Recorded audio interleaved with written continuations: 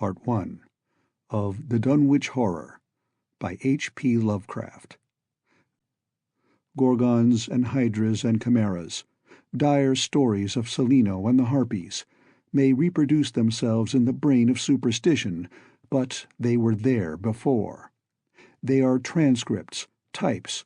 The archetypes are in us and eternal. How else should the recital of that which we know in a waking sense to be false come to affect us at all? Is it that we naturally conceive terror from such objects, considered in their capacity of being able to inflict upon us bodily injury? Oh, least of all. These terrors are of older standing. They date beyond body, or without the body they would have been the same. That the kind of fear here treated is purely spiritual, that it is strong in proportion as it is objectless on earth, that it predominates in the period of our sinless infancy, are difficulties the solution of which might afford some probable insight into our anti-mundane condition, and a peep at least into the shadowland of pre-existence. Charles Lamb, Witches and Other Night Fears. 1. When a traveler in north-central Massachusetts takes the wrong fork at the junction of the Aylesbury Pike just beyond Dean's Corners, he comes upon a lonely and curious country. The ground gets higher, and the briar-bordered stone walls press closer and closer against the ruts of the dusty, curving road. The trees of the frequent forest belt seem too large, and the wild weeds, brambles, and grasses attain a luxuriance not often found in settled regions. At the same time the planted fields appear singularly few and barren, while the sparsely scattered houses wear a surprising uniform aspect of age, squalor, and dilapidation. Without knowing why, one hesitates to ask directions from the gnarled, solitary figures spied now and then on crumbling doorsteps or in the sloping, rock-strewn meadows. Those figures are so silent and furtive that one feels somehow confronted by forbidden things, with which it would be better to have nothing to do. When a rise in the road brings the mountains in view above the deep woods, the feeling of strange uneasiness is increased. The summits are too rounded and symmetrical to give a sense of comfort and naturalness, and sometimes the sky silhouettes with especial clearness the queer circles of tall stone pillars with which most of them are crowned. Gorges and ravines of problematical depth intersect the way, and the crude wooden bridges always seem of dubious safety. When the road dips again, there are stretches of marshland that one instinctively dislikes, and indeed almost fears at evening, when unseen whippoorwills chatter and the fireflies come out in abnormal profusion to dance to the raucous, creepily insistent rhythms of stridently piping bullfrogs. The thin, shining line of the Miskatonic's upper reaches has an oddly serpent-like suggestion as it winds close to the feet of the domed hills among which it rises. As the hills draw nearer, one heeds their wooded sides more than their stone-crowned tops. Those sides loom up so darkly and precipitously that one wishes they would keep their distance, but there is no road by which to escape them. Across a covered bridge, one sees a small village huddled between the stream and the vertical slope of Round Mountain, and wonders at the cluster of rotting gambrel roofs, bespeaking an earlier architectural period than that of the neighboring region. It is not reassuring to see, on a closer glance, that most of the houses are deserted and falling to ruin, and that the broken steepled church now harbors the one slovenly mercantile establishment of the hamlet. One dreads to trust the tenebrous tunnel of the bridge, yet there is no way to avoid it. Once across, it is hard to prevent the impression of a faint, malign odor about the village street, as of the massed mold and decay of centuries. It is always a relief to get clear of the place, and to follow the narrow road around the base of the hills and across the level country beyond till it rejoins the Aylesbury Pike. Afterward, one sometimes learns that one has been through Dunwich. Outsiders visit Dunwich as seldom as possible, and since a certain season of horror, all the signboards pointing toward it have been taken down. The scenery, judged by any ordinary aesthetic canon, is more than commonly beautiful, yet there is no influx of artists or summer tourists. 2 centuries ago, when talk of witch blood, Satan worship, and strange forest presences was not laughed at, it was the custom to give reasons for avoiding the locality. In our sensible age, since the Dunwich Horror of 1928 was hushed up by those who had the town's and the world's welfare at heart, people shun it without knowing exactly why. Perhaps one reason, though it cannot apply to uninformed strangers, is that the natives are now repellently decadent, having gone far along that path of retrogression so common in many New England backwaters. They have come to form a race by themselves, with the well-defined mental and physical stigmata of degeneracy and inbreeding. The average of their intelligence is woefully low, whilst their annals reek of overt viciousness and of half-hidden murders, incests, and deeds of almost unnameable violence and perversity. The old gentry, representing the 2 or 3 armigerous families which came from Salem in 1692, have kept somewhat above the general level of decay, though many branches are sunk into the sordid populace so deeply that only their names remain as a key to the origin they disgrace. Some of the Whateleys and Bishops still send their eldest sons to Harvard and Miskatonic, though those sons seldom return to the mouldering gambrel roofs under which they and their ancestors were born. No one, even those who have the facts concerning the recent horror, can say just what is the matter with Dunwich, though old legends speak of unhallowed rites and conclaves of the Indians, amidst which they called forbidden shapes of shadow out of the great rounded hills, and made wild orgiastic prayers that were answered by loud crackings and rumblings from the ground below. In 1747, the Reverend Abijah Hoadley, newly come to the Congregational Church at Dunwich Village, preached a memorable sermon on the close presence of Satan and his imps, in which he said, "It must be allowed that these blasphemies of an infernal train of demons are matters of too common knowledge to be denied. The cursed voices of Azazel and Buzrael, of Beelzebub and Belial, being heard from underground by above a score of credible witnesses now living. I myself did not more than a fortnight ago catch a very plain discourse of evil powers in the hill behind my house, wherein there were a rattling and rolling, groaning, screeching, and hissing, such as no things of this earth could raise up, and which must needs have come from those caves that only black magic can discover, and only the devil unlock." Mr. Hoadley disappeared soon after delivering this sermon, but the text, printed in Springfield, is still extant.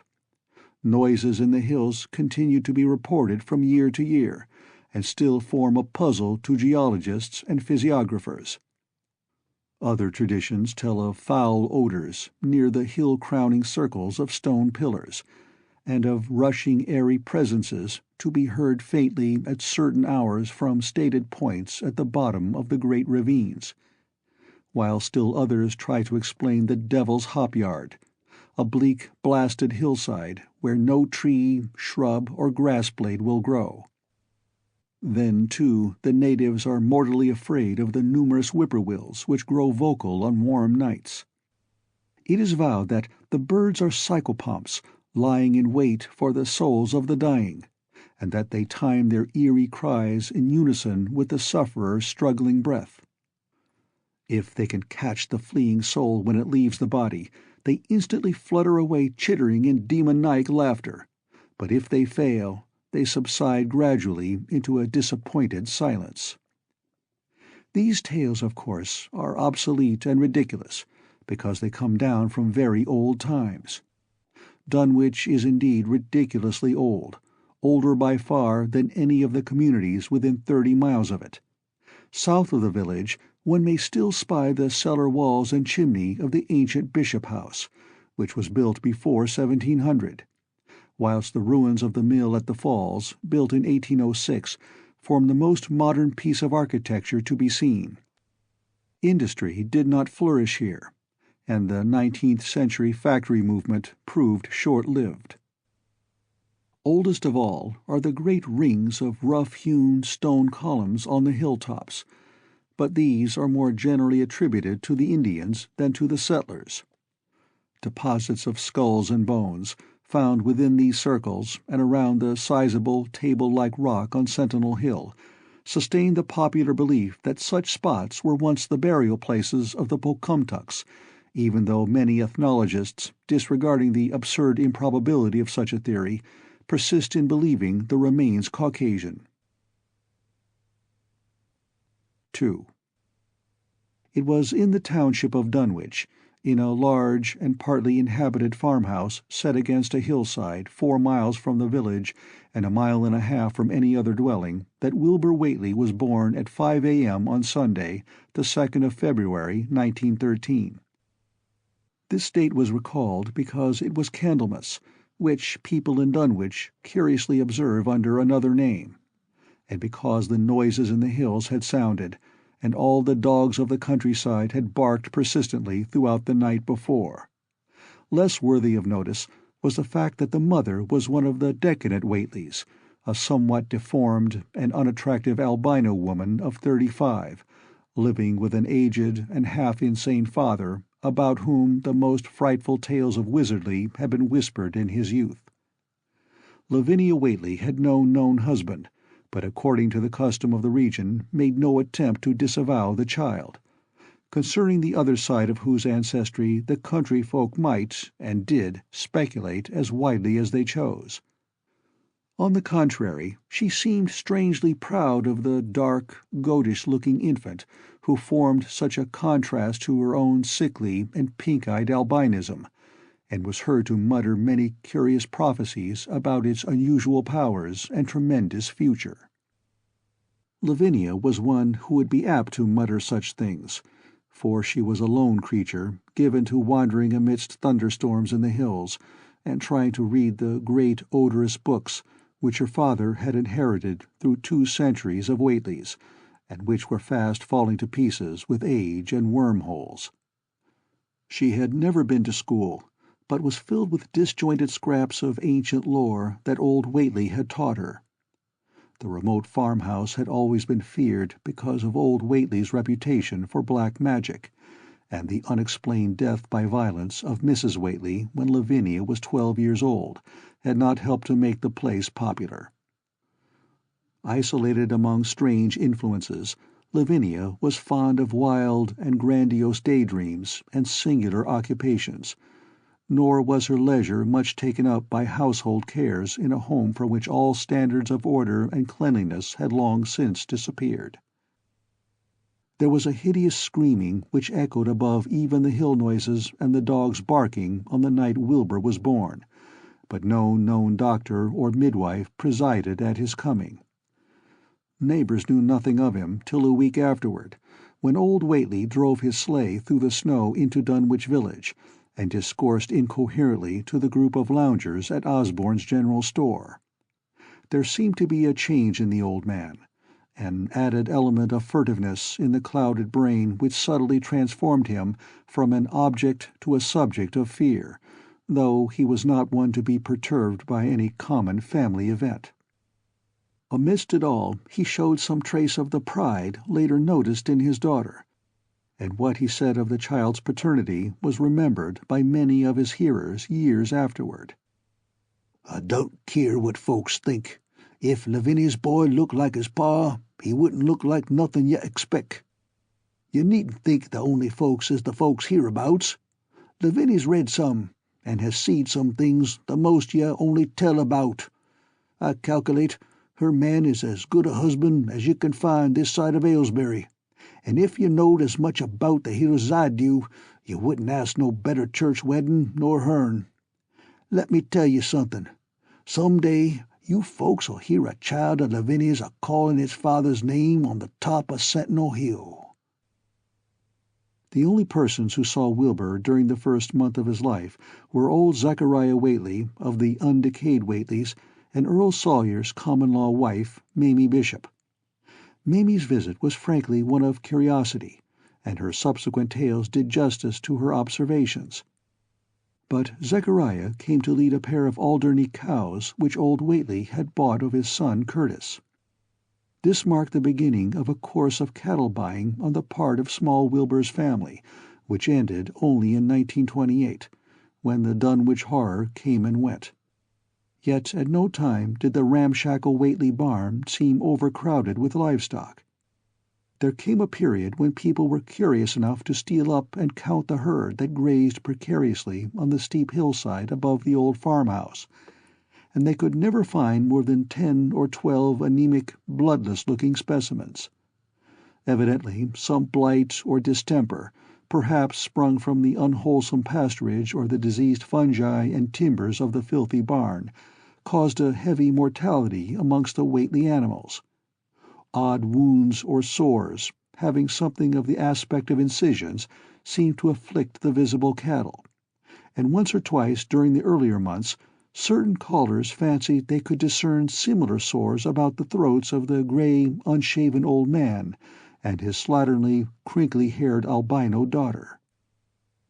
In the spring after Wilbur's birth, Lavinia resumed her customary rambles in the hills, bearing in her misproportioned arms the swarthy child. Public interest in the Whateleys subsided after most of the country folk had seen the baby, and no one bothered to comment on the swift development which that newcomer seemed every day to exhibit. Wilbur's growth was indeed phenomenal, for within 3 months of his birth he had attained a size and muscular power not usually found in infants under a full year of age. His motions, and even his vocal sounds, showed a restraint and deliberateness highly peculiar in an infant, and no one was really unprepared when, at 7 months, he began to walk unassisted, with falterings which another month was sufficient to remove. It was somewhat after this time, on Halloween, that a great blaze was seen at midnight on the top of Sentinel Hill, where the old table-like stone stands amidst its tumulus of ancient bones. Considerable talk was started when Silas Bishop, of the undecayed bishops, mentioned having seen the boy running sturdily up that hill ahead of his mother about an hour before the blaze was remarked.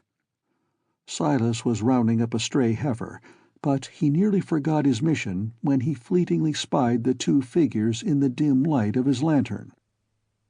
They darted almost noiselessly through the underbrush, and the astonished watcher seemed to think they were entirely unclothed. Afterward, he could not be sure about the boy, who may have had some kind of fringed belt and a pair of dark blue trunks or trousers on. Wilbur was never subsequently seen alive and conscious without complete and tightly buttoned attire, the disarrangement or threatened disarrangement of which always seemed to fill him with anger and alarm. His contrast with his squalid mother and grandfather in this respect was thought very notable until the horror of 1928 suggested the most valid of reasons. The next January gossips were mildly interested in the fact that Lavinia's black brat had commenced to talk, and at the age of only 11 months. His speech was somewhat remarkable, both because of its difference from the ordinary accents of the region, and because it displayed a freedom from infantile lisping of which many children of 3 or 4 might well be proud. The boy was not talkative, yet when he spoke he seemed to reflect some elusive element wholly unpossessed by Dunwich and its denizens. The strangeness did not reside in what he said, or even in the simple idioms he used, but seemed vaguely linked with his intonation or with the internal organs that produced the spoken sounds. His facial aspect, too, was remarkable for its maturity, for though he shared his mother's and grandfather's chinlessness, his firm and precociously shaped nose united with the expression on his large, dark, almost Latin eyes to give him an air of quasi-adulthood and well-nigh preternatural intelligence. He was, however, exceedingly ugly despite his appearance of brilliancy, there being something almost goatish or animalistic about his thick lips, large pored yellowish skin, coarse crinkly hair, and oddly elongated ears. He was soon disliked even more decidedly than his mother and grandsire, and all conjectures about him were spiced with references to the bygone magic of old Whately, and how the hills once shook when he shrieked the dreadful name of Yog Sothoth in the midst of a circle of stones with a great book open in his arms before him. Dogs abhorred the boy, and he was always obliged to take various defensive measures against their barking menace. 3. Meanwhile, old Whately continued to buy cattle without measurably increasing the size of his herd. He also cut timber and began to repair the unused parts of his house, a spacious, peaked-roofed affair whose rear end was buried entirely in the rocky hillside, and whose 3 least-ruined ground-floor rooms had always been sufficient for himself and his daughter. There must have been prodigious reserves of strength in the old man to enable him to accomplish so much hard labor, and though he still babbled dementedly at times, his carpentry seemed to show the effects of sound calculation. It had really begun as soon as Wilbur was born, when one of the many tool sheds had been put suddenly in order, clapboarded and fitted with a stout fresh lock. Now, in restoring the abandoned upper story of the house, he was a no less thorough craftsman. His mania showed itself only in his tight boarding up of all the windows in the reclaimed section, though many declared that it was a crazy thing to bother with the reclamation at all. Less inexplicable was his fitting up of another downstairs room for his new grandson, a room which several callers saw, though no one was ever admitted to the closely boarded upper story. This chamber he lined with tall, firm shelving, along which he began gradually to arrange, in apparently careful order, all the rotting ancient books and parts of books which, during his own day, had been heaped promiscuously in odd corners of the various rooms. "I made some use of 'em," he would say as he tried to mend a torn black-letter page with paste prepared on the rusty kitchen stove. "But the boy's fitting to make better use of 'em. He'd orter have 'em as well sot as he kin, for they're going to be all of his larnin'." When Wilbur was a year and 7 months old, in September of 1914, his size and accomplishments were almost alarming.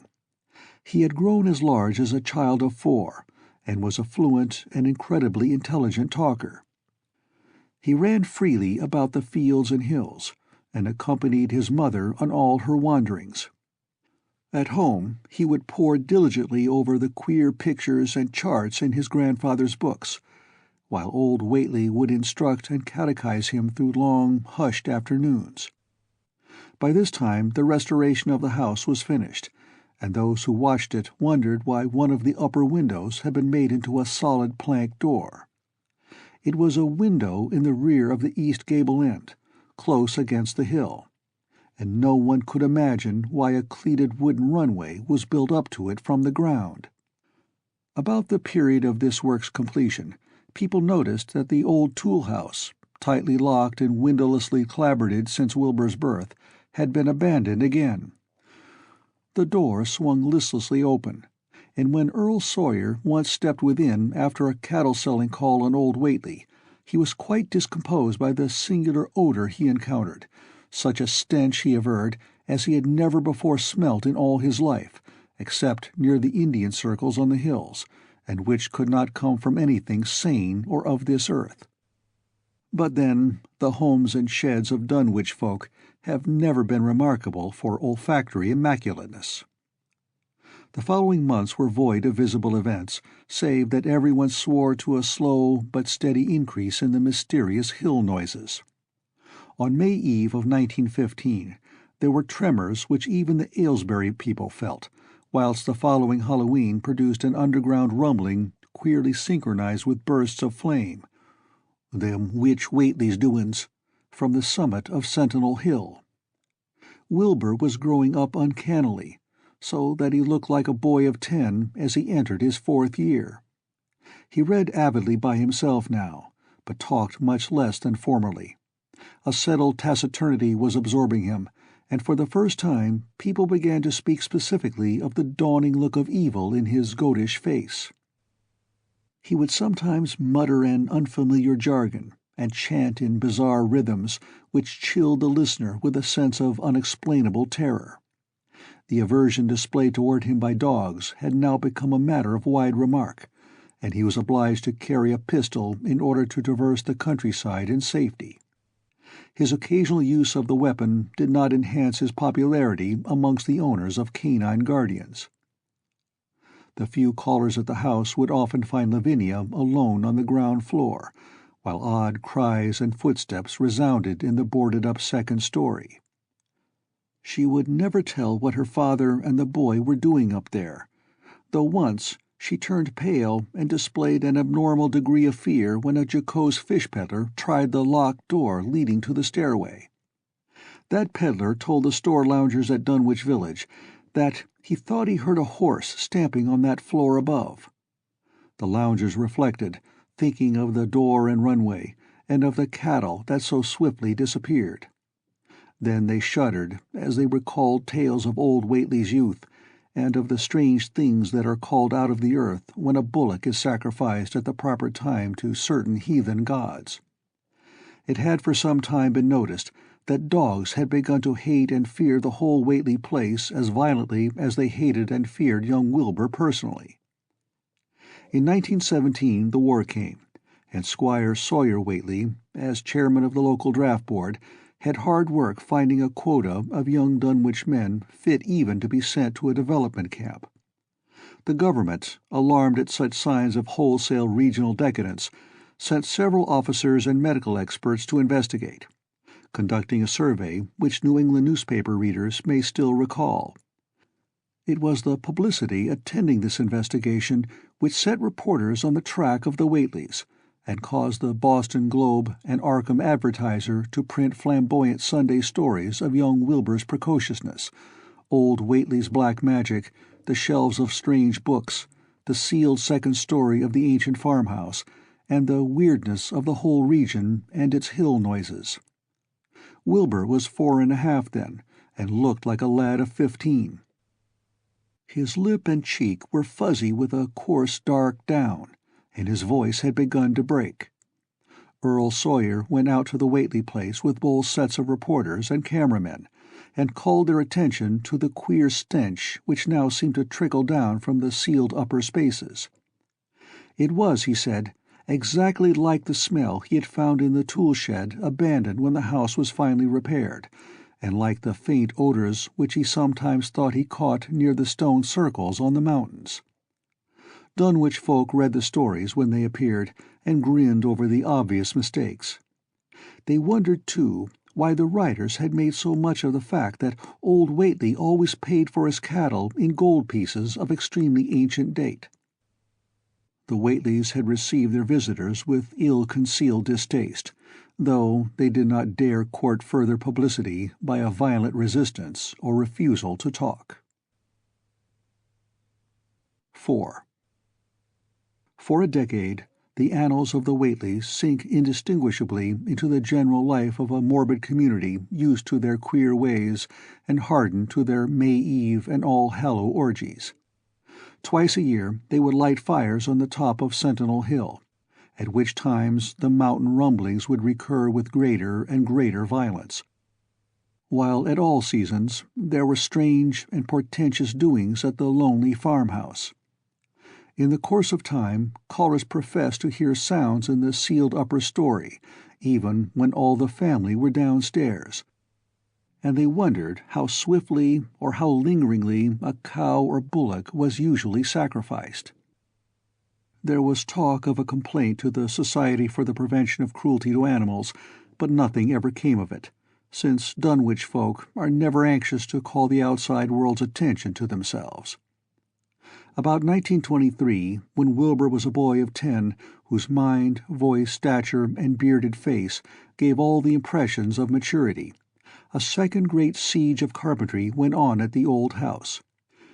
It was all inside the sealed upper part, and from bits of discarded lumber, people concluded that the youth and his grandfather had knocked out all the partitions and even removed the attic floor, leaving only one vast open void between the ground story and the peaked roof. They had torn down the great central chimney, too, and fitted the rusty range with a flimsy outside tin stovepipe. In the spring after this event, old Whately noticed the growing number of whippoorwills that would come out of Cold Spring Glen to chirp under his window at night. He seemed to regard the circumstance as one of great significance, and told the loungers at Osborne's that he thought his time had almost come. "They whistle jest in tune with my breathin' now," he said, "and I guess they're gettin' ready to ketch my soul.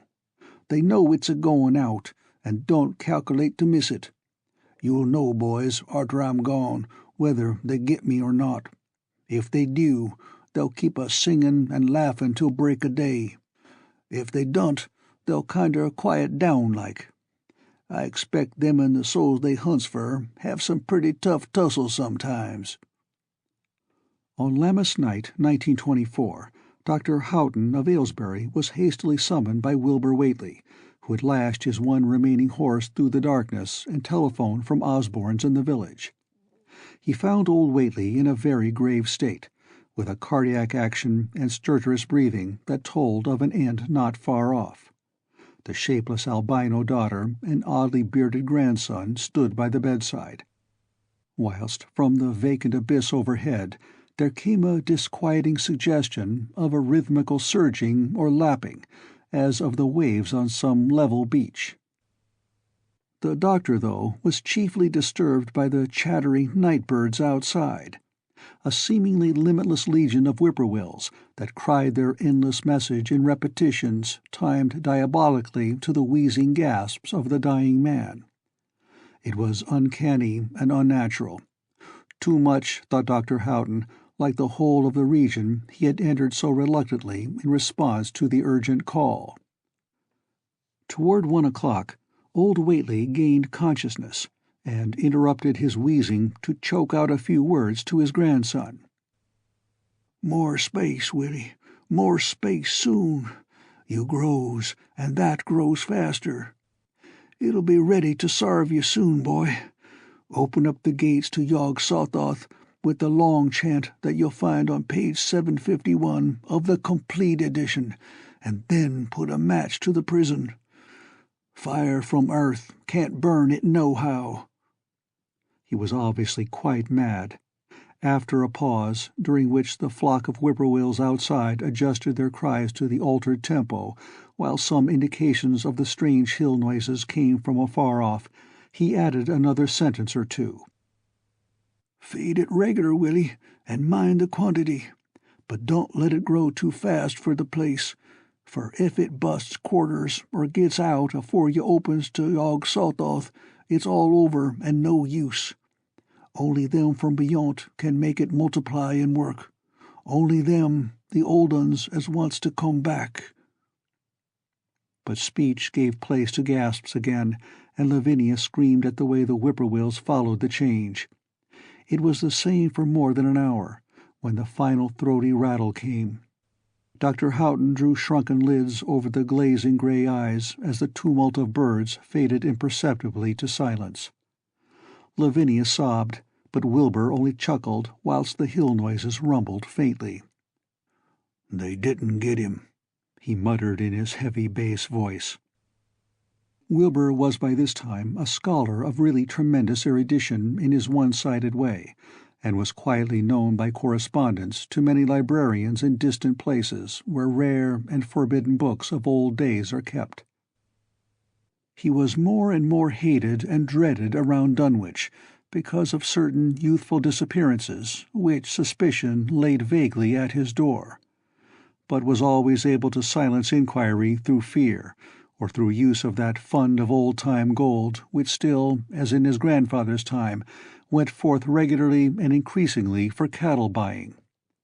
He was now tremendously mature of aspect, and his height, having reached the normal adult limit, seemed inclined to wax beyond that figure. In 1925, when a scholarly correspondent from Miskatonic University called upon him one day and departed pale and puzzled, he was fully 6 3/4 feet tall. Through all the years Wilbur had treated his half-deformed albino mother with a growing contempt, finally forbidding her to go to the hills with him on May Eve and Hallowmass. And in 1926 the poor creature complained to Mamie Bishop of being afraid of him. "They's more about him as I knows than I can tell you, Mamie," she said.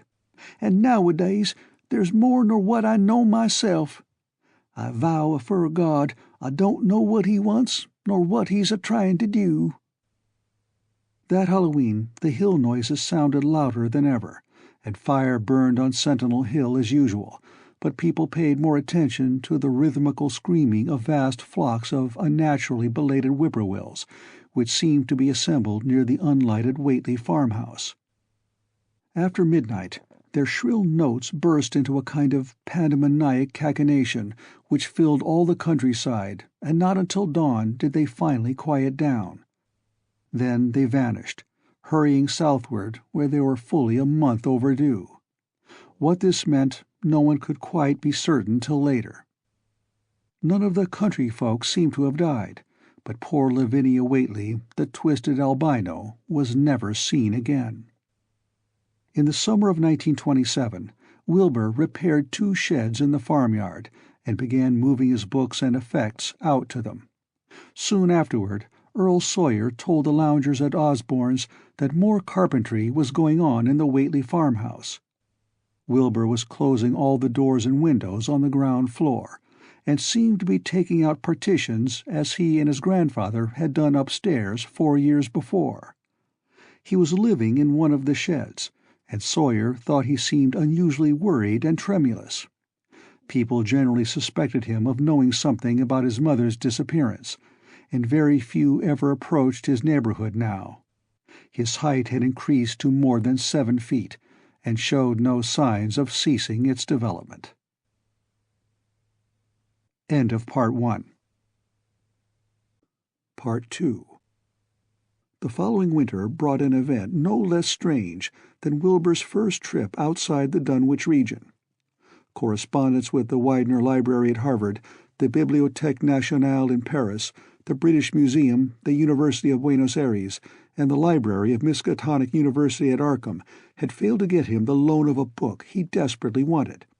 So at length he set out in person, shabby, dirty, bearded, and uncouth of dialect, to consult the copy at Miskatonic, which was the nearest to him geographically. Almost 8 feet tall, and carrying a cheap new valise from Osborne's general store, this dark and goatish gargoyle appeared one day in Arkham in quest of the dreaded volume kept under lock and key at the college library. The hideous Necronomicon of the mad Arab Alhazred in Olaus Wormius Latin version, as printed in Spain in the 17th century. He had never seen a city before, but had no thought save to find his way to the university grounds, where, indeed, he passed heedlessly by the great white-fanged watchdog that barked with unnatural fury and enmity and tugged frantically at its stout chain. Wilbur had with him the priceless but imperfect copy of Dr. Dee's English version, which his grandfather had bequeathed him, and upon receiving access to the Latin copy, he at once began to collate the 2 texts with the aim of discovering a certain passage which would have come on the 751st page of his own defective volume. This much he could not civilly refrain from telling the librarian, the same erudite Henry Armitage, A.M. Miskatonic, Ph.D. Princeton, Litt.D. Johns Hopkins, who had once called at the farm, and who now politely plied him with questions. He was looking, he had to admit, for a kind of formula or incantation containing the frightful name Yog-Sothoth, and it puzzled him to find discrepancies, duplications, and ambiguities which made the matter of determination far from easy.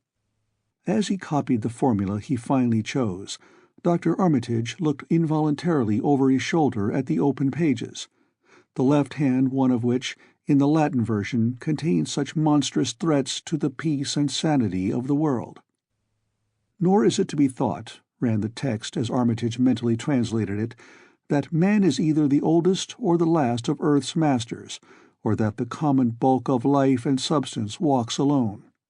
The old ones were, the old ones are, and the old ones shall be. Not in the spaces we know, but between them. They walk serene and primal, undimensioned and to us unseen. Yog-Sothoth knows the gate. Yog-Sothoth is the gate. Yog-Sothoth is the key and guardian of the gate. Past, present, future, all are one in Yog-Sothoth. He knows where the old ones broke through of old, and where they shall break through again. He knows where they have trod earth's fields, and where they still tread them, and why no one can behold them as they tread. By their smell can men sometimes know them near, but of their semblance can no man know, saving only in the features of those they have begotten on mankind, and of those are there many sorts, differing in likeness from man's truest eidolon to that shape without sight or substance which is they. They walk unseen and foul in lonely places, where the words have been spoken and the rites howled through at their seasons. The wind gibbers with their voices, and the earth mutters with their consciousness. They bend the forest and crush the city, yet may not forest or city behold the hand that smites. Kadath in the cold waste hath known them, and what man knows Kadath? The ice desert of the south and the sunken isles of ocean hold stones whereon their seal is engraven, but who hath seen the deep frozen city or the sealed tower long garlanded with seaweed and barnacles? Great Cthulhu is their cousin, yet can he spy them only dimly. Ea Shub Niggurath, as a foulness shall ye know them. Their hand is at your throats, yet ye see them not, and their habitation is even one with your guarded threshold. Yog-Sothoth is the key to the gate, whereby the spheres meet. Man rules now where they ruled once. They shall soon rule where man rules now. After summer is winter, and after winter summer. They wait patient and potent, for here shall they reign again. Dr. Armitage, associating what he was reading with what he had heard of Dunwich and its brooding presences, and of Wilbur Whately and his dim, hideous aura that stretched from a dubious birth to a cloud of probable matricide, felt a wave of fright as tangible as a draught of the tomb's cold clamminess. The bent, goatish giant before him seemed like the spawn of another planet or dimension, like something only partly of mankind, and linked to black gulfs of essence and entity that stretched like Titan phantasms beyond all spheres of force and matter, space and time. Presently Wilbur raised his head and began speaking in that strange, resonant fashion which hinted at sound-producing organs unlike the run of mankind's. "Mr. Armitage," he said, "I calculate I've got to take that book home. They's things in it I've got to try under sartain conditions that I can't get here, and it'd be a mortal sin to let a red-tape rule hold me up. Let me take it along, sir, and I'll swar there won't nobody know the difference. I don't need to tell you I'll take good keer of it. It wa'n't me that put this D copy in the shape it is." He stopped as he saw firm denial on the librarian's face, and his own goatish features grew crafty. Armitage, half ready to tell him he might make a copy of what parts he needed, thought suddenly of the possible consequences and checked himself.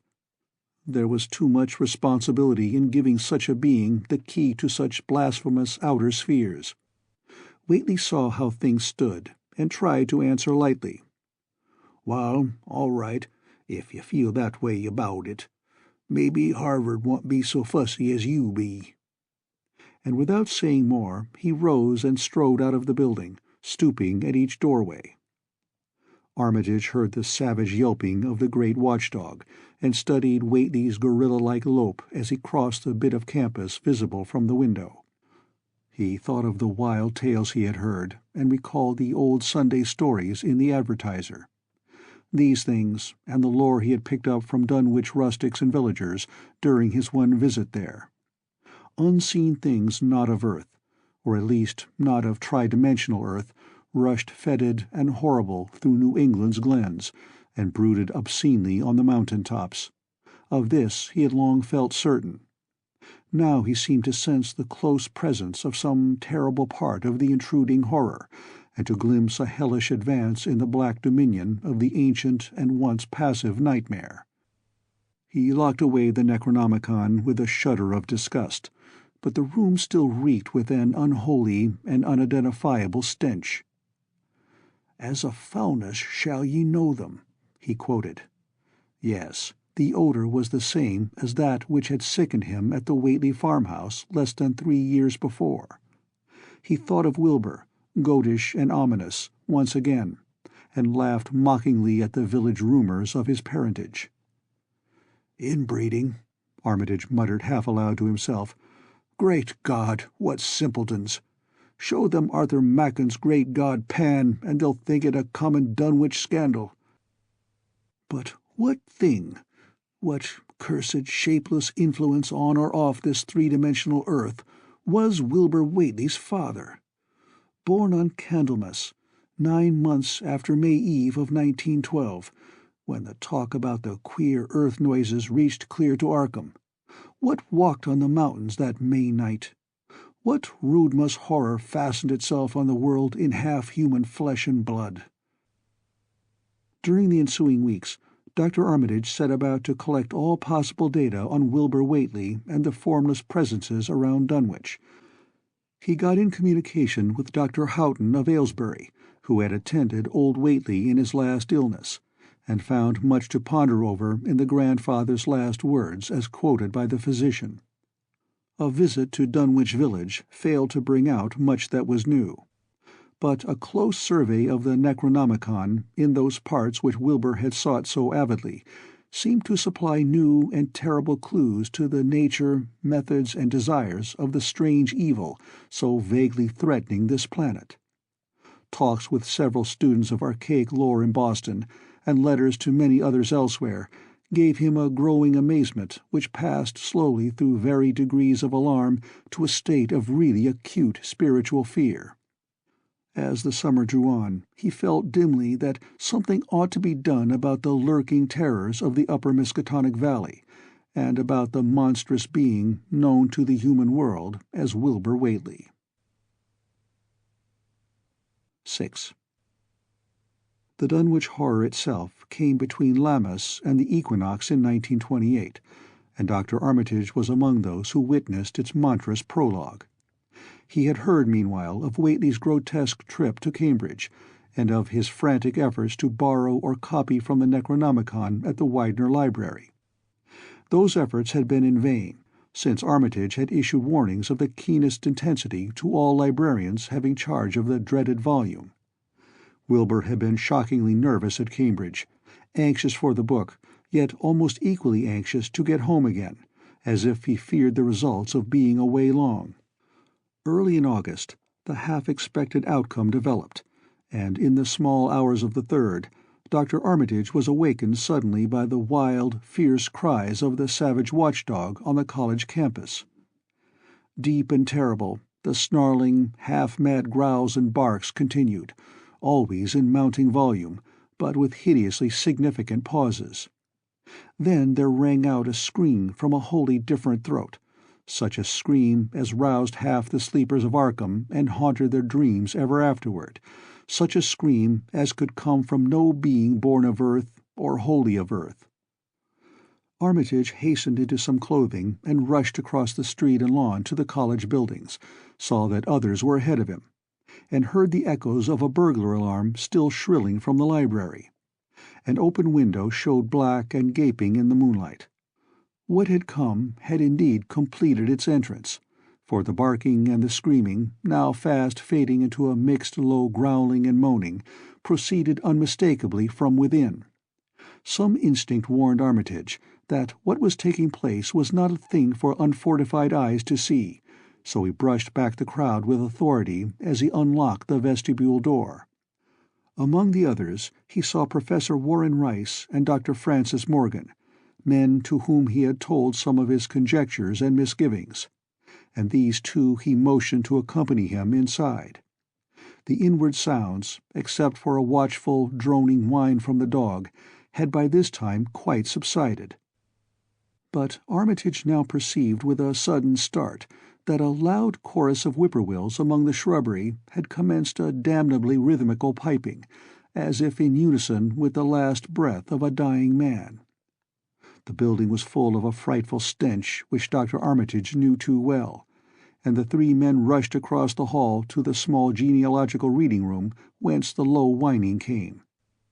For a second nobody dared to turn on the light. Then Armitage summoned up his courage and snapped the switch. One of the three, it is not certain which, shrieked aloud at what sprawled before them among disordered tables and overturned chairs.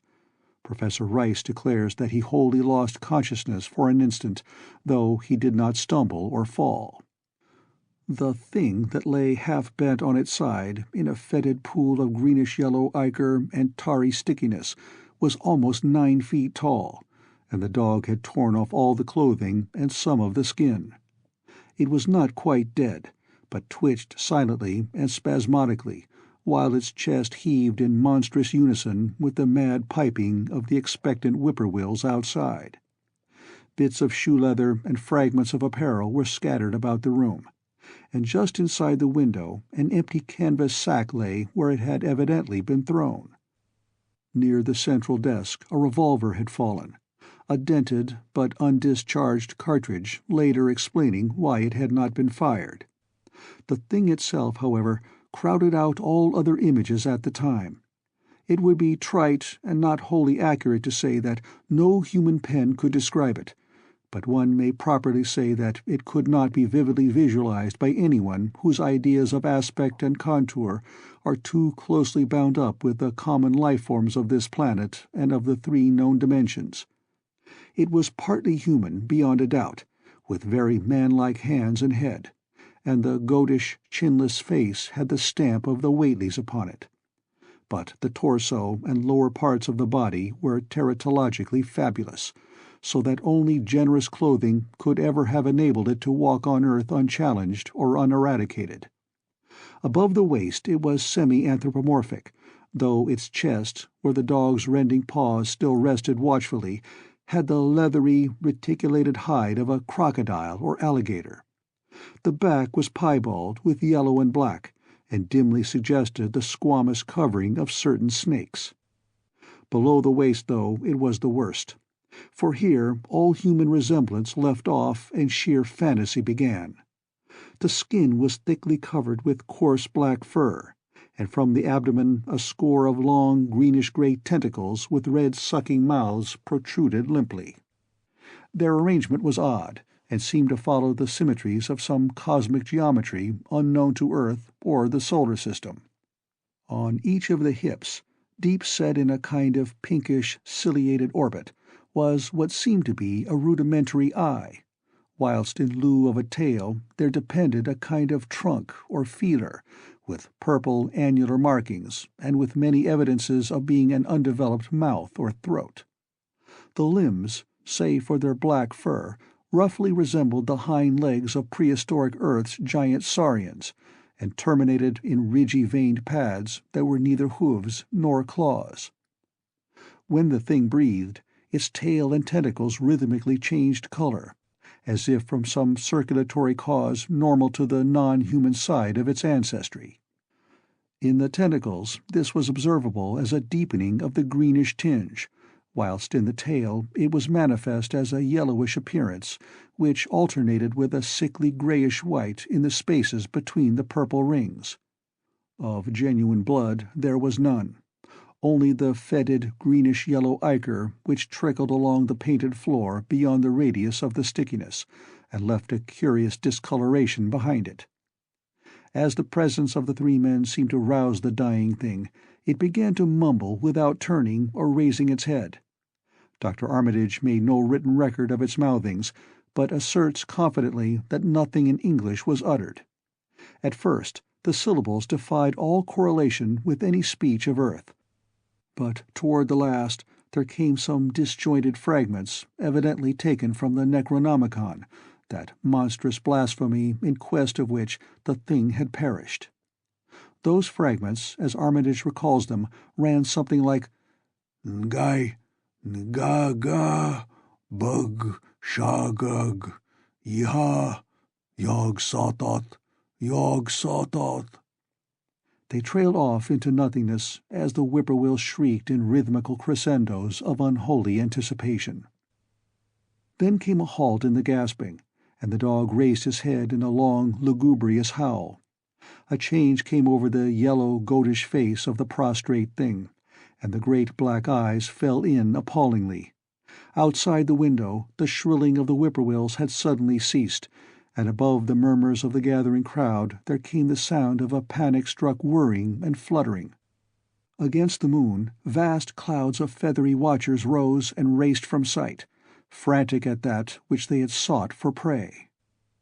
All at once the dog started up abruptly, gave a frightened bark, and leapt nervously out the window by which it had entered. A cry rose from the crowd, and Dr. Armitage shouted to the men outside that no one must be admitted till the police or medical examiner came. He was thankful that the windows were just too high to permit of peering in, and drew the dark curtains carefully down over each one. By this time 2 policemen had arrived, and Dr. Morgan, meeting them in the vestibule, was urging them for their own sakes to postpone entrance to the stench-filled reading room till the examiner came and the prostrate thing could be covered up. Meanwhile, frightful changes were taking place on the floor. One need not describe the kind and rate of shrinkage and disintegration that occurred before the eyes of Dr. Armitage and Professor Rice.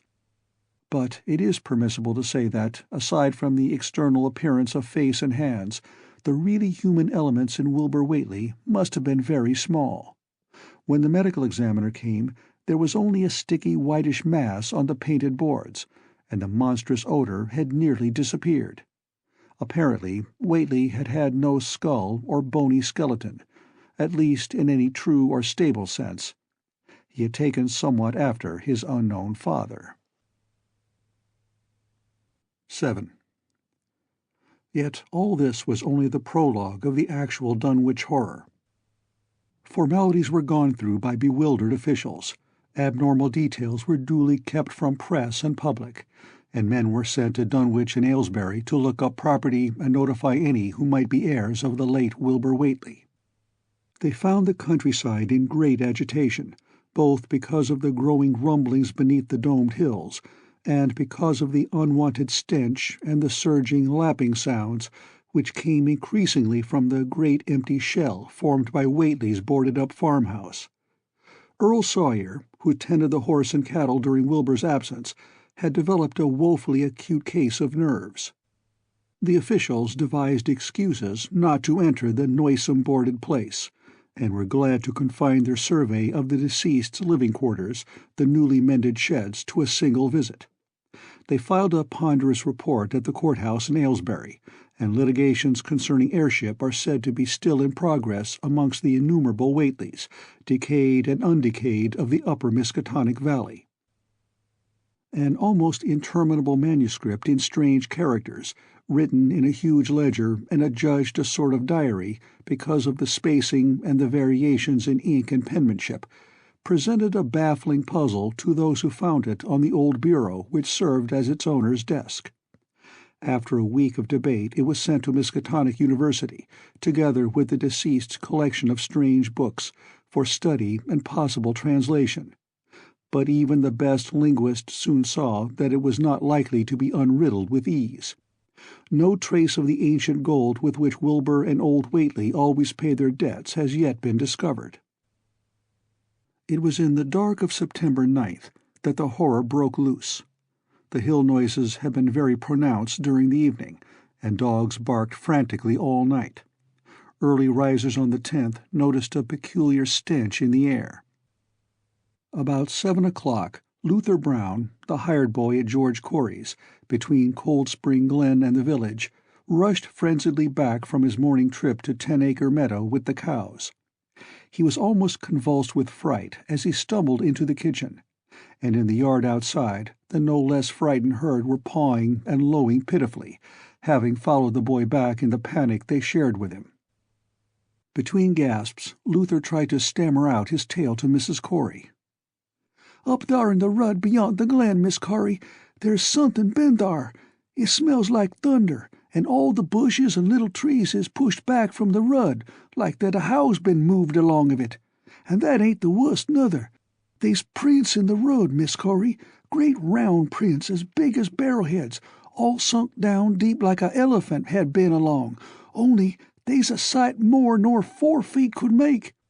I looked at one or two before I run, and I see every one was covered with lines spreadin' out from one place, like as if big palm leaf fans, twice or 3 times as big as any they is, had of being pounded down into the road. And the smell was awful, like what it is around Wizard Whately's old house." Here he faltered, and seemed to shiver afresh with the fright that had sent him flying home. Mrs. Corey, unable to extract more information, began telephoning the neighbors, thus starting on its rounds the overture of panic that heralded the major terrors. When she got Sally Sawyer, housekeeper at Seth Bishop's, the nearest place to Whately's, it became her turn to listen instead of transmit. For Sally's boy Chauncey, who slept poorly, had been up on the hill toward Whately's, and had dashed back in terror after one look at the place, and at the pasturage where Mr. Bishop's cows had been left out all night. "Yes, Miss Corey," came Sally's tremulous voice over the party wire. "Chancey, he just come back a-postin', and couldn't half talk for bein' scairt. He says old Whately's house is all blowed up, with the timbers scattered round like they'd been dynamite inside. Only the bottom floor ain't through, but is all covered with a kind of tar-like stuff that smells awful and drips down off'n the edges onto the ground where the side timbers is blowed away. And they's awful kinder marks in the yard, too, great round marks, bigger round than a hogshead, and all sticky with stuff like is on the blowed-up house. Chancey, he says they leads off into the medders, where a great swath wider'n a barn is matted down, and all the stun walls tumbled every which way wherever it goes. And he says he, Miss Corey, as how he sought to look for Seth's cows, frightened as he was, and found 'em in the upper pasture nigh the Devil's Hop Yard in an awful shape. Half on 'em's clean gone, and nigh half of them what's left is sucked most dry of blood, with sores on 'em like they's been on Whately's cattle ever since Lavinia's black brat was born. Seth, he's gone out now to look at 'em, though I'll vow he won't keer to get very nigh Wizard Whately's. Chancey didn't look keerful to see where the big matted down swath led arter it left the pasturage, but he says he thinks it pinted towards the Glen Rud to the village. I tell you, Miss Corey, they's somethin' abroad as hadn't orter be abroad, and I for one think that Black Wilbur Whately, as come to the bad end he desarved, is at the bottom of the breedin' of it. He wa'n't all human hisself, I always says to everybody, and I think he and old Whately must have raised somethin' in that there nailed-up house as ain't even so human as he was. They's always been unseen things around Dunwich, livin' things, as ain't human and ain't good for human folks. The ground was a-talkin' last night, and towards mornin' Chancey he heard the whippoorwills so loud in Cold Spring Glen he couldn't sleep none. Then he thought he heerd another faint-like sound over toward Wizard Whately's, a kind of rippin' or tearin' of wood, like some big box or crate was bein' opened fur off. What with this and that, he didn't get to sleep at all till sunup, and no sooner was he up this mornin' but he's got to go over to Whately's and see what's the matter. He's see enough, I tell you, Miss Corey. This don't mean no good, and I think as all the men folks ought to git up a party and do somethin'. I know somethin's awful's about, and feel my time is nigh, though only God knows just what it is." "Did your Luther take account of whar them big tracks led to? No? Well, Miss Corey, if they was on the Glen Rud this side of the glen, and ain't got to your house yet, I calculate they must go into the glen itself. They would do that. I allus says Cold Spring Glen ain't no healthy nor decent place. The whippoorwills and fireflies there never did act like they was creatures o' God, and they's them as says you can hear strange things a-rushin' and a-talkin' in the air down thar if you stand in the right place, atween the Rock Falls and Bear's Den. By that noon, fully three-quarters of the men and boys of Dunwich were trooping over the roads and meadows between the new-made Whately ruins and Cold Spring Glen, examining in horror the vast, monstrous prints, the maimed bishop cattle, the strange, noisome wreck of the farmhouse, and the bruised, matted vegetation of the fields and roadsides. Whatever had burst loose upon the world had assuredly gone down into the great sinister ravine, for all the trees on the banks were bent and broken, and a great avenue had been gouged in the precipice-hanging underbrush. It was as though a house, launched by an avalanche, had slid down through the tangled growths of the almost vertical slope. From below no sound came, but only a distant, undefinable fetor, and it is not to be wondered at that the men preferred to stay on the edge and argue, rather than descend and beard the unknown cyclopean horror in its lair. 3 dogs that were with the party had barked furiously at first, but seemed cowed and reluctant when near the glen. Someone telephoned the news to the Aylesbury Transcript, but the editor, accustomed to wild tales from Dunwich, did no more than concoct a humorous paragraph about it, an item soon afterward reproduced by the Associated Press. That night everyone went home, and every house and barn was barricaded as stoutly as possible. Needless to say, no cattle were allowed to remain in open pasturage. About 2 in the morning a frightful stench and the savage barking of the dogs awakened the household at Elmer Fry's, on the eastern edge of Cold Spring Glen, and all agreed that they could hear a sort of muffled swishing or lapping sound from somewhere outside. Mrs. Fry proposed telephoning the neighbors, and Elmer was about to agree when the noise of splintering wood burst in upon their deliberations. It came apparently from the barn, and was quickly followed by a hideous screaming and stamping amongst the cattle. The dogs slavered and crouched close to the feet of the fear-numbed family. Fry lit a lantern through force of habit, but knew it would be death to go out into that black farmyard. The children and the women folk whimpered, kept from screaming by some obscure, vestigial instinct of defense which told them their lives depended on silence. At last the noise of the cattle subsided to a pitiful moaning, and a great snapping, crashing, and crackling ensued. The Frys, huddled together in the sitting-room, did not dare to move until the last echoes died away far down in Cold Spring Glen. Then, amidst the dismal moans from the stable and the demoniac piping of late whippoorwills in the glen, Selina Fry tottered to the telephone and spread what news she could of the second phase of the horror. The next day all the countryside was in a panic, and cowed, uncommunicative groups came and went where the fiendish thing had occurred. 2 tightened swaths of destruction stretched from the glen to the Fry farmyard. Monstrous prints covered the bare patches of ground, and one side of the old red barn had completely caved in. Of the cattle, only about a quarter could be found and identified. Some of these were in curious fragments, and all that survived had to be shot. Earl Sawyer suggested that help be asked from Aylesbury or Arkham, but others maintained it would be of no use.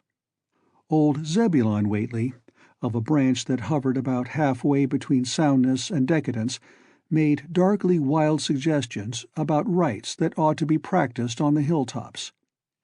He came of a line where tradition ran strong, and his memories of chantings in the great stone circles were not altogether connected with Wilbur and his grandfather.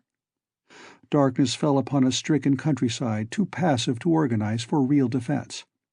In a few cases closely related families would band together and watch in the gloom under one roof, but in general there was only a repetition of the barricading of the night before, and a futile, ineffective gesture of loading muskets and setting pitchforks handily about. Nothing, however, occurred except some hill noises, and when the day came there were many who hoped that the new horror had gone as swiftly as it had come. There were even bold souls who proposed an offensive expedition down in the glen, though they did not venture to set an actual example to the still reluctant majority. When night came again, the barricading was repeated, though there was less huddling together of families. In the morning, both the Fry and the Seth Bishop households reported excitement among the dogs, and vague sounds and stenches from afar, while early explorers noted with horror a fresh set of the monstrous tracks in the road skirting Sentinel Hill. As before, the sides of the road showed a bruising indicative of the blasphemously stupendous bulk of the horror, whilst the conformation of the tracks seemed to argue a passage in two directions, as if the moving mountain had come from Cold Spring Glen and returned to it along the same path. At the base of the hill, a 30-foot swath of crushed shrubbery and saplings led steeply upward, and the seekers gasped when they saw that even the most perpendicular places did not deflect the inexorable trail. Whatever the horror was, it could scale a sheer stony cliff of almost complete verticality, and as the investigators climbed around to the hill summit by safer routes, they saw that the trail ended, or rather reversed, there. It was here that the Whateleys used to build their hellish fires and chant their hellish rituals by the table-like stone on May Eve and Hallowmass. Now that very stone formed the center of a vast space thrashed around by the mountainous horror, whilst upon its slightly concave surface was a thick, fetid deposit of the same tarry stickiness observed on the floor of the ruined Whateley farmhouse when the horror escaped. Men looked at one another and muttered. Then they looked down the hill. Apparently, the horror had descended by a route much the same as that of its ascent. To speculate was futile. Reason, logic, and normal ideas of motivation stood confounded. Only old Zebulon, who was not with the group, could have done justice to the situation or suggested a plausible explanation. Thursday night began much like the others, but it ended less happily. The whippoorwills in the glen had screamed with such unusual persistence that many could not sleep, and about 3 a.m. all the party telephones rang tremulously. Those who took down the receivers heard a fright-mad voice shriek out, "Help! Oh, my God!" and some thought a crashing sound followed the breaking off of the exclamation. There was nothing more. No one dared do anything, and no one knew till morning whence the call came. Then those who had heard it called everyone on the line and found that only the Frys did not reply. The truth appeared an hour later, when a hastily assembled group of armed men trudged out to the Fry place at the head of the glen. It was horrible, yet hardly a surprise. There were more swaths and monstrous prints, but there was no longer any house. It had caved in like an eggshell, and amongst the ruins nothing living or dead could be discovered, only a stench and a tarry stickiness. The Elmer Frys had been erased from Dunwich. End of Part 2. Part 3. In the meantime, a quieter, yet even more spiritually poignant phase of the horror had been blackly unwinding itself behind the closed door of a shelf-lined room in Arkham. The curious manuscript record or diary of Wilbur Whateley, delivered to Miskatonic University for translation, had caused much worry and bafflement among the experts in languages both ancient and modern. Its very alphabet, notwithstanding a general resemblance to the heavily shaded Arabic used in Mesopotamia, being absolutely unknown to any available authority. The final conclusion of the linguists was that the text represented an artificial alphabet, giving the effect of a cipher, though none of the usual methods of cryptographic solution seemed to furnish any clue, even when applied on the basis of every tongue the writer might conceivably have used. The ancient books taken from Whately's quarters, while absorbingly interesting and in several cases promising to open up new and terrible lines of research among philosophers and men of science, were of no assistance whatever in this matter. One of them, a heavy tome with an iron clasp, was in another unknown alphabet, this one of a very different cast, and resembling Sanskrit more than anything else. The old ledger was at length given wholly into the charge of Dr. Armitage, both because of his peculiar interest in the Whately matter, and because of his wide linguistic learning and skill in the mystical formulae of antiquity and Middle Ages. Armitage had an idea that the alphabet might be something esoterically used by certain forbidden cults which have come down from old times, and which have inherited many forms and traditions from the wizards of the Saracenic world. That question, however, he did not deem vital, since it would be unnecessary to know the origin of the symbols if, as he suspected, they were used as a cipher in a modern language. It was his belief that, considering the great amount of text involved, the writer would scarcely have wished the trouble of using another speech than his own, save perhaps in certain special formulae and incantations. Accordingly, he attacked the manuscript with the preliminary assumption that the bulk of it was in English.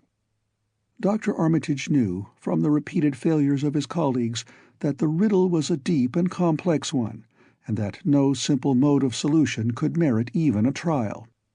All through late August he fortified himself with the massed lore of cryptography, drawing upon the fullest resources of his own library, and waiting night after night amidst the arcana of Trithemius' Polygraphia, Giambattista Porta's De Furtivis Literatum Notis, de Vigenaire's Trait de Chiffre, Falconer's Cryptomenesis Petafacta, Davies and Thickness's 18th-century treatises, and such fairly modern authorities as Blair, von Martin, and Kluber's Cryptographic. He interspersed his study of the books with attacks on the manuscript itself, and in time became convinced that he had to deal with one of those subtlest and most ingenious of cryptograms, in which many separate lists of corresponding letters are arranged like the multiplication table, and the message built up with arbitrary keywords known only to the initiated. The older authorities seemed rather more helpful than the newer ones, and Armitage concluded that the code of the manuscript was one of great antiquity, no doubt handed down through a long line of mystical experimenters. Several times he seemed near daylight, only to be set back by some unforeseen obstacle. Then, as September approached, the clouds began to clear. Certain letters, as used in certain parts of the manuscript, emerged definitely and unmistakably, and it became obvious that the text was indeed in English. On the evening of September 2nd, the last major barrier gave way, and Dr. Armitage read for the first time a continuous passage of Wilbur Whately's Annals. It was in truth a diary, as all had thought, and it was couched in a style clearly showing the mixed occult erudition and general illiteracy of the strange being who wrote it. Almost the first long passage that Armitage deciphered, an entry dated November 26, 1916, proved highly startling and disquieting. It was written, he remembered, by a child of 3½ who looked like a lad of 12 or 13. "Today learn the Aklo for the Sabbath," it ran, "which did not like, it being answerable from the hill and not from the air. That upstairs more ahead of me than I thought it would be, and is not like to have much earth brain. Shot Elam Hutchinson's collie Jack when he went to bite me, and Elam says he would kill me if he dast. I guess he won't. Grandfather kept me saying the Doe formula last night, and I think I saw the inner city at the 2 magnetic poles. I shall go to those poles when the earth is cleared off, if I can't break through with the Do-Na formula when I commit it. They from the air told me at Sabbath that it will be years before I can clear off the earth, and I guess Grandfather will be dead then, so I shall have to learn all the angles of the planes and all the formulas between the Ur and the Ningyur. They from outside will help, but they cannot take body without human blood. That upstairs looks it will have the right cast. I can see it a little when I make the Urish sign or blow the power of Ibn Ghazi at it, and it is near like them at May Eve on the hill. The other face may wear off some. I wonder how I shall look when the earth is cleared and there are no earth beings on it. He that came with the Aklo Sabbath said, I may be transfigured, there being much of outside to work on. Morning found Dr. Armitage in a cold sweat of terror and a frenzy of wakeful concentration. He had not left the manuscript all night, but sat at his table under the electric light, turning page after page with shaking hands as fast as he could decipher the cryptic text. He had nervously telephoned his wife he would not be home, and when she brought him a breakfast from the house he could scarcely dispose of a mouthful. All that day he read on, now and then halted maddeningly as a reapplication of the complex key became necessary. Lunch and dinner were brought him, but he ate only the smallest fraction of either. Toward the middle of the next night he drowsed off in his chair, but soon woke out of a tangle of nightmares almost as hideous as the truths and menaces to man's existence that he had uncovered. On the morning of September 4th, Professor Rice and Dr. Morgan insisted on seeing him for a while, and departed trembling and ashen gray. That evening he went to bed, but slept only fitfully. Wednesday, the next day, he was back at the manuscript, and began to take copious notes both from the current sections and from those he had already deciphered. In the small hours of that night he slept a little in an easy-chair in his office, but was at the manuscript again before dawn. Some time before noon his physician, Dr. Hartwell, called to see him and insisted that he cease work. He refused, intimating that it was of the most vital importance for him to complete the reading of the diary, and promising an explanation in due course of time. That evening, just as twilight fell, he finished his terrible perusal and sank back exhausted. His wife, bringing his dinner, found him in a half-comatose state, but he was conscious enough to warn her off with a sharp cry when he saw her eyes wander toward the notes he had taken. Weakly rising, he gathered up the scribbled papers and sealed them all in a great envelope, which he immediately placed in his inside coat pocket. He had sufficient strength to get home, but was so clearly in need of medical aid that Dr. Hartwell was summoned at once. As the doctor put him to bed, he could only mutter over and over again, "But what in God's name can we do?" Dr. Armitage slept, but was partly delirious the next day. He made no explanations to Hartwell, but in his calmer moments spoke of the imperative need of a long conference with Rice and Morgan.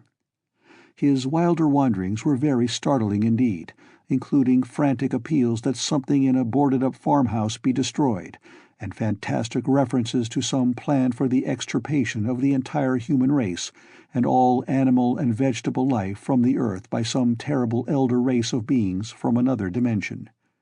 He would shout that the world was in danger, since the elder things wished to strip it and drag it away from the solar system and cosmos of matter into some other plane or phase of entity from which it had once fallen, vigintillions of eons ago. At other times he would call for the dreaded Necronomicon and the Demonolatreia of Remigius, in which he seemed hopeful of finding some formula to check the peril he conjured up. "Stop them! Stop them!" he would shout. "Those Whateleys meant to let them in, and the worst of all is left. Tell Rice and Morgan we must do something. It's a blind business, but I know how to make the powder. It hasn't been fed since the 2nd of August, when Wilbur came here to his death, and at that rate—" But Armitage had a sound physique despite his 73 years, and slept off his disorder that night without developing any real fever. He woke late Friday, clear of head, though sober, with a gnawing fear and tremendous sense of responsibility. Saturday afternoon he felt able to go over to the library and summon Rice and Morgan for a conference, and the rest of that day and evening the three men tortured their brains in the wildest speculation and the most desperate debate. Strange and terrible books were drawn voluminously from the stack shelves and from secure places of storage, and diagrams and formulae were copied with feverish haste and in bewildering abundance.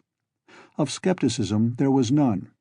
All three had seen the body of Wilbur Whately as it lay on the floor in a room of that very building, and after that not one of them could feel even slightly inclined to treat the diary as a madman's raving. Opinions were divided as to notifying the Massachusetts State Police, and the negative finally won. There were things involved which simply could not be believed by those who had not seen a sample, as indeed was made clear during certain subsequent investigations. Late at night the conference disbanded without having developed a definite plan, but all day Sunday Armitage was busy comparing formulae and mixing chemicals obtained from the college laboratory. The more he reflected on the hellish diary, the more he was inclined to doubt the efficacy of any material agent in stamping out the entity which Wilbur Whately had left behind him, the earth-threatening entity which, unknown to him, was to burst forth in a few hours and become the memorable Dunwich Horror. Monday was a repetition of Sunday with Dr. Armitage, for the task in hand required an infinity of research and experiment. Further consultations of the monstrous diary brought about various changes of plan, and he knew that even in the end a large amount of uncertainty must remain. By Tuesday he had a definite line of action mapped out, and believed he would try a trip to Dunwich within a week. Then on Wednesday the great shock came. Tucked obscurely away in a corner of the Arkham Advertiser was a facetious little item from the Associated Press, telling what a record-breaking monster the bootleg whiskey of Dunwich had raised up. Armitage, half stunned, could only telephone for Rice and Morgan. Far into the night they discussed, and the next day was a whirlwind of preparation on the part of them all. Armitage knew he would be meddling with terrible powers, yet saw that there was no other way to annul the deeper and more malign meddling which others had done before him. 9. Friday morning, Armitage, Rice, and Morgan set out by motor for Dunwich, arriving at the village about 1 in the afternoon. The day was pleasant, but even in the brightest sunlight a kind of quiet dread and portent seemed to hover about the strangely domed hills and the deep, shadowy ravines of the stricken region. Now and then, on some mountain top, a gaunt circle of stones could be glimpsed against the sky. From the air of hushed fright at Osborne's store they knew something hideous had happened, and soon learned of the annihilation of the Elmer Fry house and family. Throughout that afternoon they rode around Dunwich, questioning the natives concerning all that had occurred, and seeing for themselves with rising pangs of horror the drear Fry ruins with their lingering traces of the tarry stickiness, the blasphemous tracks in the Fry yard, the wounded Seth Bishop cattle, and the enormous swaths of disturbed vegetation in various places. The trail up and down Sentinel Hill seemed to Armitage of almost cataclysmic significance, and he looked long at the sinister, altar-like stone on the summit. At length the visitors, apprised of a party of state police which had come from Aylesbury that morning in response to the first telephone reports of the Fry tragedy, decided to seek out the officers and compare notes as far as practicable. This, however, they found more easily planned than performed, since no sign of the party could be found in any direction. There had been 5 of them in a car, but now the car stood empty near the ruins in the Fry yard. The natives, all of whom had talked with the policeman, seemed at first as perplexed as Armitage and his companions. Then old Sam Hutchins thought of something and turned pale, nudging Fred Farr and pointing to the dank, deep hollow that yawned close by. "God," he gasped, "I telled 'em not ter go down into the glen, and I never thought nobody'd do it with them tracks and that smell and the whippoorwills a-screechin' down thar in the dark o' noonday." A cold shudder ran through the natives and visitors alike, and every ear seemed strained in a kind of instinctive, unconscious listening. Armitage, now that he had actually come upon the horror and its monstrous work, trembled with the responsibility he felt to be his.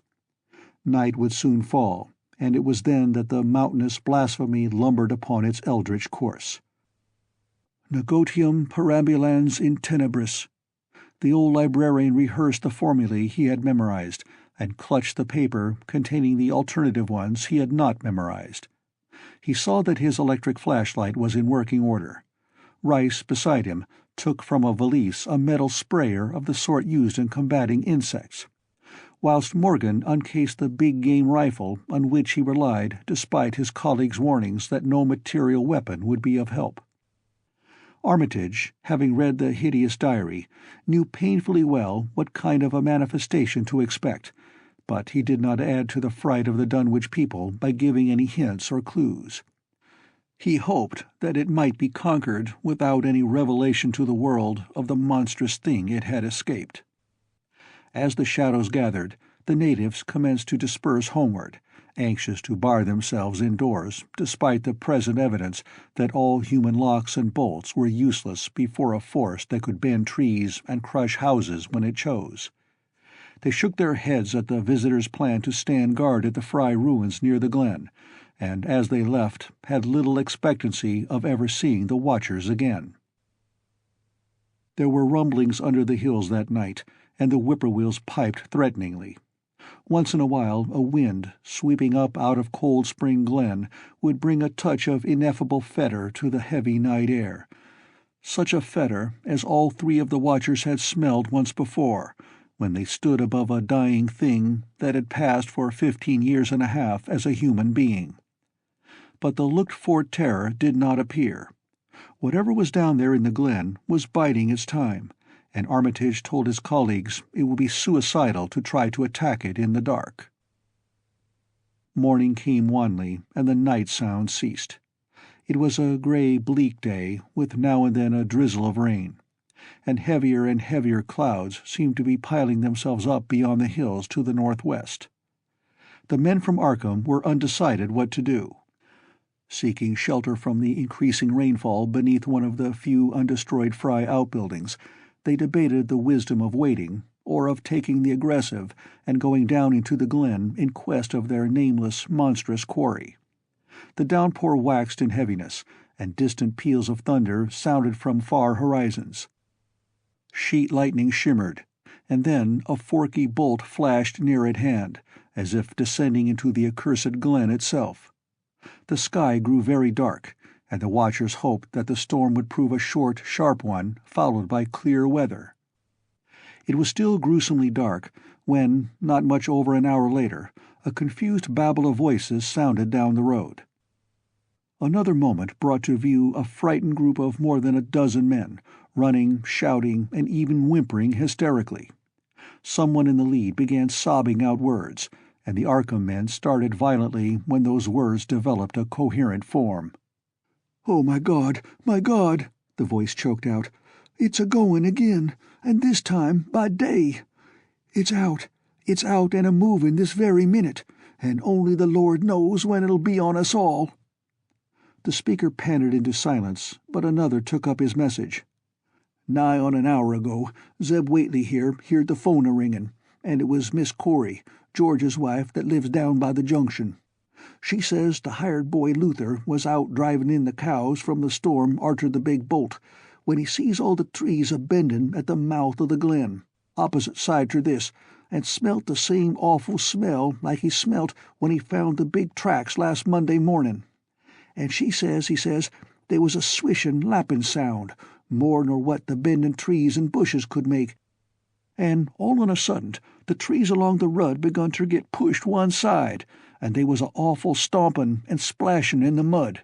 But mind you, Luther he didn't see nothing at all, only just the bending trees and underbrush. Then, fur ahead, where Bishop's Brook goes under the rud, he heard a awful creaking and straining on the bridge, and says he could tell the sound of wood a-starting to crack and split. And all the whiles he never see a thing, only them trees and bushes a-bending. And when the swishing sound got very fur off, on the rud towards Whizzer Whately's and Sentinel Hill, Luther he had the guts ter step up where he heard it fust and look at the ground. It was all mud and water, and the sky was dark, and the rain was wiping out all tracks about as fast as could be. But beginning at the glen mouth, where the trees bed moved, they was still some of them awful prints, big as barrels, like he seen Monday." At this point the first excited speaker interrupted. "But that ain't the trouble now. That was only the start. Zeb here was calling folks up, and everybody was a-listening in when a call from Seth Bishop's cut in. His housekeeper, Sally, was carrying on fit to kill. She just see the trees a-bending beside the rud, and says they was a kind of mushy sound, like a elephant puffing and treading, a-heading for the house. Then she up and spoke sudden of a fearful smell, and says her boy Chancey was a-screaming as how it was just like what he smelt up to the Whately ruins Monday morning, and the dogs was all barking and whining awful. And then she let out a turrible yell, and says the shed down the rud had just caved in, like the storm had blowed it over, only the wind wa'n't strong enough to do that. Everybody was a-listening, and you could hear lots of folks on the wire a-gasping. All to once, Sally she yelled again, and says the front yard picket fence bed just crumpled up, though they wa'n't no sign of what done it. Then everybody on the line could hear Chancey and old Seth Bishop a-yelling too, and Sally was shrieking out that something heavy had struck the house, not lightning nor nothing, but something heavy agin the front, that kept a-launching itself again and again, though you couldn't see nothing out the front winders. And then... Lines of fright deepened on every face, and Armitage, shaken as he was, had barely poise enough to prompt the speaker. "And then Sally, she yelled out, 'Oh, help, the house is a-cavin' in,' and on the wire we could hear a turrible crashin' and a hull flock a-screamin', just like when Elmer Fry's place was took, only wuss."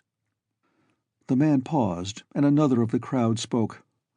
"That's all. Not a sound nor squeak over the phone arter that, just still like.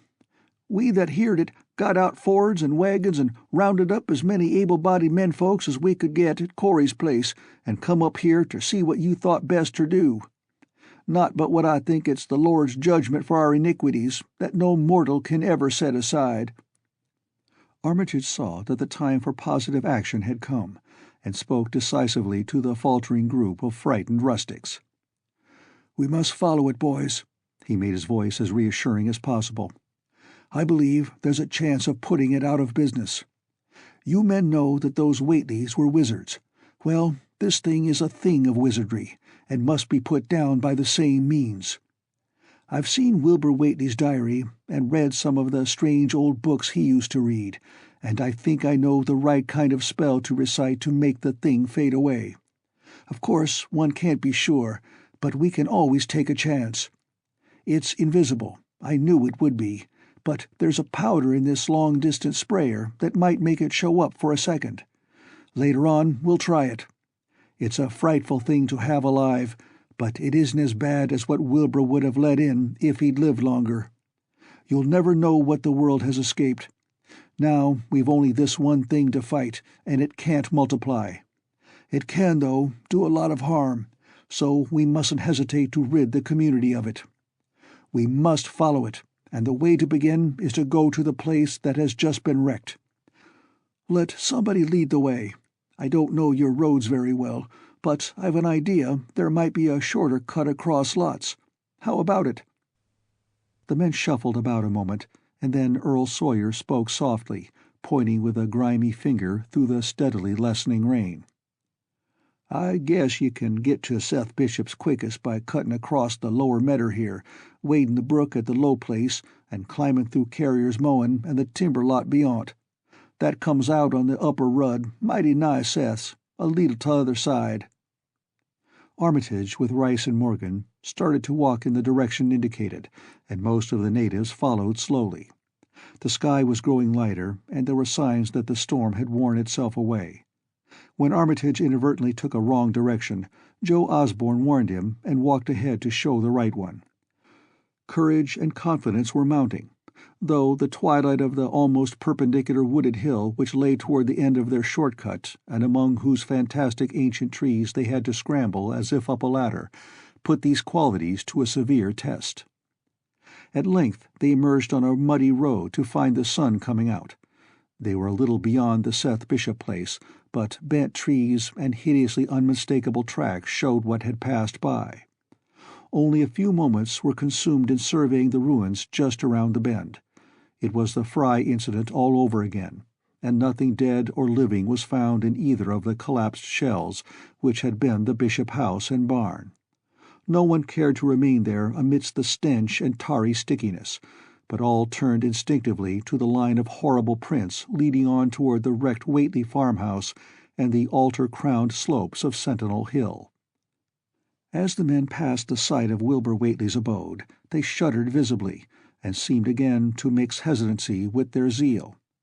It was no joke tracking down something as big as a house that one could not see, but that had all the vicious malevolence of a demon. Opposite the base of Sentinel Hill the tracks left the road, and there was a fresh bending and matting visible along the broad swath marking the monster's former route to and from the summit. Armitage produced a pocket telescope of considerable power and scanned the steep green side of the hill. Then he handed the instrument to Morgan, whose sight was keener. After a moment of gazing, Morgan cried out sharply, passing the glass to Earl Sawyer and indicating a certain spot on the slope with his finger. Sawyer, as clumsy as most non-users of optical devices are, fumbled a while, but eventually focused the lenses with Armitage's aid. When he did so, his cry was less restrained than Morgan's had been. "God almighty, the grass and bushes is a-movin'. It's a-goin' up, slow-like, creepin' up ter the top this minute. Heaven only knows what fer." Then the germ of panic seemed to spread among the seekers. It was one thing to chase the nameless entity, but quite another to find it. Spells might be all right, but suppose they weren't? Voices began questioning Armitage about what he knew of the thing, and no reply seemed quite to satisfy. Everyone seemed to feel himself in close proximity to phases of nature and of being utterly forbidden, and wholly outside the sane experience of mankind. 10.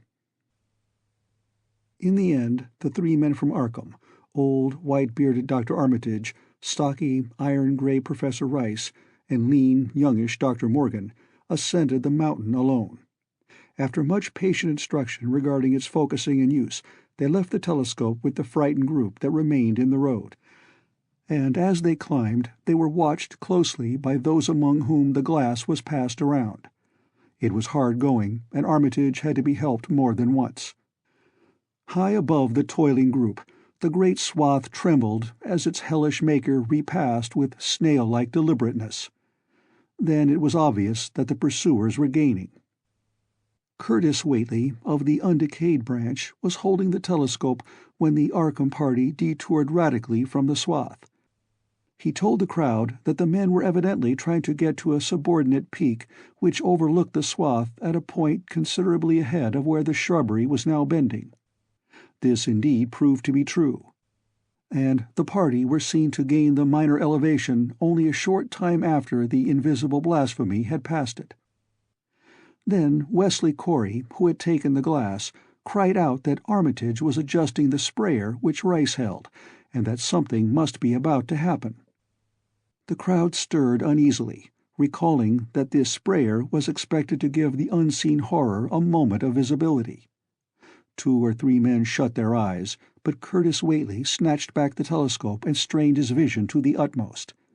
He saw that Rice, from the party's point of vantage above and behind the entity, had an excellent chance of spreading the potent powder with marvelous effect.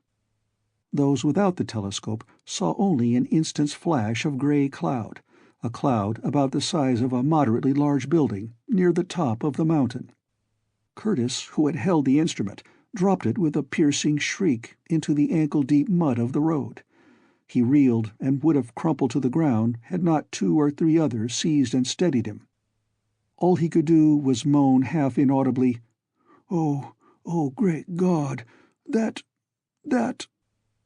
There was a pandemonium of questioning, and only Henry Wheeler thought to rescue the fallen telescope and wipe it clean of mud.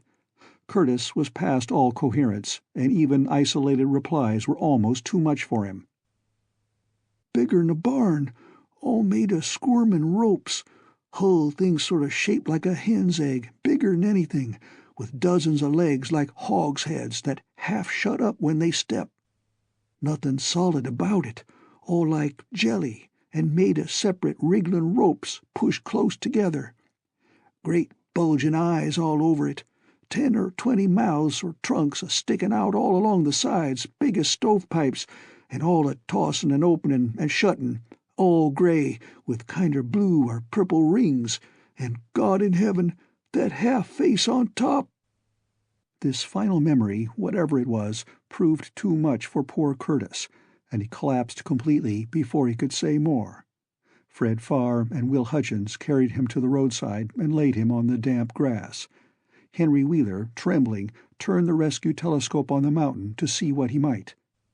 Through the lenses were discernible 3 tiny figures, apparently running toward the summit as fast as the steep incline allowed. Only these, nothing more. Then everyone noticed a strangely unseasonable noise in the deep valley behind, and even in the underbrush of Sentinel Hill itself. It was the piping of unnumbered whippoorwills, and in their shrill chorus there seemed to lurk a note of tense and evil expectancy. Earl Sawyer now took the telescope and reported the three figures as standing on the topmost ridge, virtually level with the altar stone but at a considerable distance from it. One figure, he said, seemed to be raising its hands above its head at rhythmic intervals, and as Sawyer mentioned the circumstance, the crowd seemed to hear a faint, half-musical sound from the distance, as if a loud chant were accompanying the gestures. The weird silhouette on that remote peak must have been a spectacle of infinite grotesqueness and impressiveness, but no observer was in a mood for aesthetic appreciation. "I guess he's saying the spell," whispered Wheeler as he snatched back the telescope. The whippoorwills were piping wildly, and in a singularly curious, irregular rhythm quite unlike that of the visible ritual. Suddenly the sunshine seemed to lessen without the intervention of any discernible cloud. It was a very peculiar phenomenon, and was plainly marked by all. A rumbling sound seemed brewing beneath the hills, mixed strangely with a concordant rumbling, which clearly came from the sky. Lightning flashed aloft, and the wondering crowd looked in vain for the portents of storm. The chanting of the men from Arkham now became unmistakable, and Wheeler saw through the glass that they were all raising their arms in the rhythmic incantation.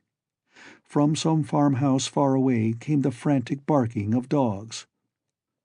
The change in the quality of the daylight increased, and the crowd gazed about the horizon in wonder. A purplish darkness, born of nothing more than a spectral deepening of the sky's blue, pressed down upon the rumbling hills. Then the lightning flashed again, somewhat brighter than before, and the crowd fancied that it had showed a certain mistiness around the altar stone on the distant height. No one, however, had been using the telescope at that instant. The whippoorwills continued their irregular pulsation, and the men of Dunwich braced themselves tensely against some imponderable menace with which the atmosphere seemed surcharged.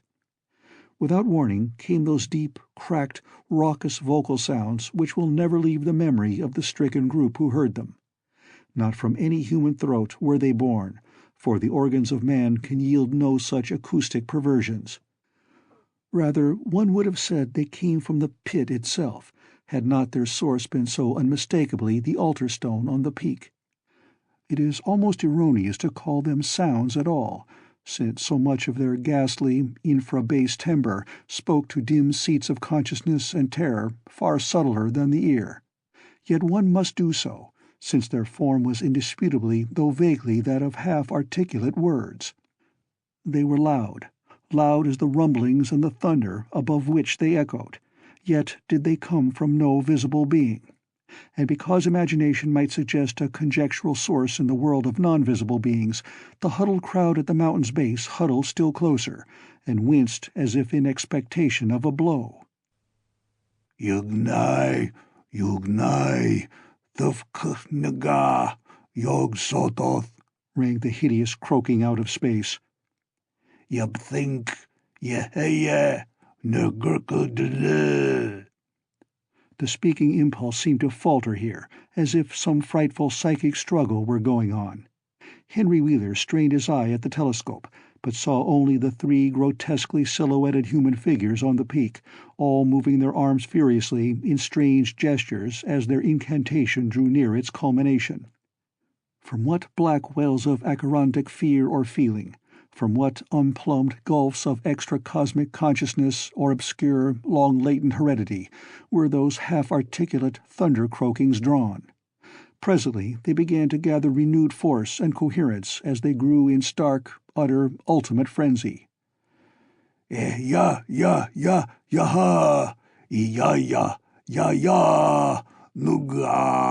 nuga, yo, help,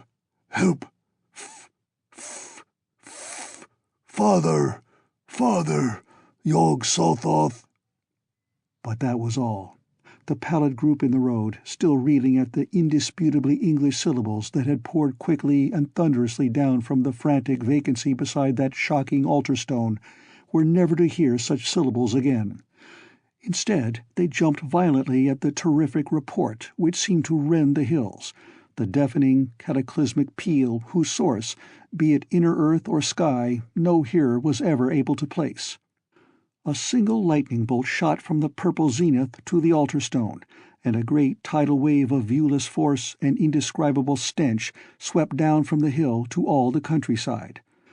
Trees, grass, and underbrush were whipped into a fury, and the frightened crowd at the mountain's base, weakened by the lethal fetter that seemed about to asphyxiate them, were almost hurled off their feet. Dogs howled from the distance. Green grass and foliage wilted to a curious, sickly yellow-gray, and over field and forest were scattered the bodies of dead whippoorwills. The stench left quickly, but the vegetation never came right again. To this day there is something queer and unholy about the growths on and around that fearsome hill. Curtis Whately was only just regaining consciousness when the Arkham men came slowly down the mountain in the beams of a sunlight once more brilliant and untainted.